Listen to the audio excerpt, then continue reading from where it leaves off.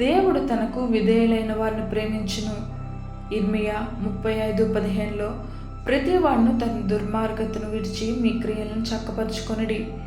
మోషే మామ అయిన ఇత్రో బంధువైన రేకాబు వంశవారు రేకాబీలే.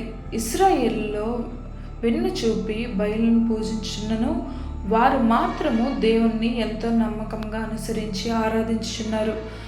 2 రాజులు 10:15లో రేకాబు కుమారుడైన యెహోనాదాబు దేవుని యందు ఆసక్తి గలవాడని మనం చదువుదుము.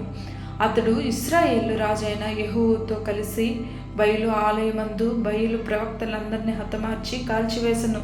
అంతేకాదు అతని వంశపు వారందరూ ద్రాక్షారసము తాగరాదనియు, ద్రాక్ష విత్తనాలు కానీ తోటలు కానీ నాటరాదనియు, విగ్రహారాధన చేయకూడదనియు తన వంశపు వారందరినీ ఆజ్ఞాపించును.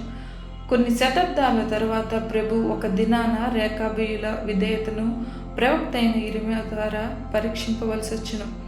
ఇర్మియా రేకాబు కుటుంబీయులందరినీ దేవుని ఆలయానికి పిలిపించి వారి ముందు పానపాత్రల నుంచి కొంచెం ద్రాక్షారసం తాగమని చెప్పగా వారందరూ ఒకే మనసుతో మా పితరుడకు రేకాబు కుమారుడైన యెహోనాదాబు మాకు ద్రాక్షారసం తాగవద్దని ఆజ్ఞాపించిన గనుక మేము త్రాగము అని చెప్పి తిరస్కరించిరి.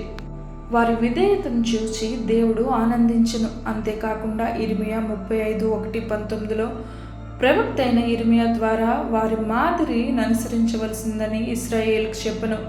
సర్వశక్తుడైన దేవుడు వారి యథార్థం చూచి వారి రాబో తరాలు కూడా ఆయనను ఆరాధించుదురని కేరాబీలను దీవించెను. కానీ యూదా వారిని ఆయన ఖండించి వారి అవిధేయతను బట్టి వారి మీదకి గొప్ప ఉపద్రవమును రప్పించదని చెప్పెను. ప్రియమిత్రులారా, ఆ రేకాబీయుల వలె మనము ప్రభువునకు విధేయులుగా ఉన్నామా?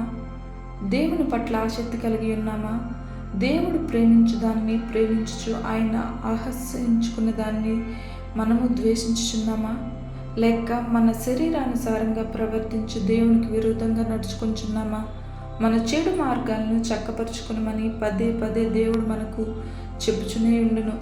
ఆయనకు చెవియొగ్గి మారు మనసు పొందుము. లేనిచో మన హృదయ కాఠిన్యమును తగిన ప్రతిఫలం దొరకవలసిన వచ్చును. ప్రార్థన. సర్వశక్తి గల దేవా, నీవు ప్రేమ కనికరం గల దేవుడు అయినను అదే సమయంలో నీ ఆజ్ఞలను అతిక్రమించు నీ పిల్లలను నీవు శిక్షించదువు. దీన్ని అర్థం చేసుకొని ఎట్టి పరిస్థితులైనా పాపం చేయుటకు నన్ను బలవంతం పెట్టని విధేయుడనగుటకు కృప చూపమని యేసు నామములో అడుగుచున్నాం తండ్రి. ఆమేన్.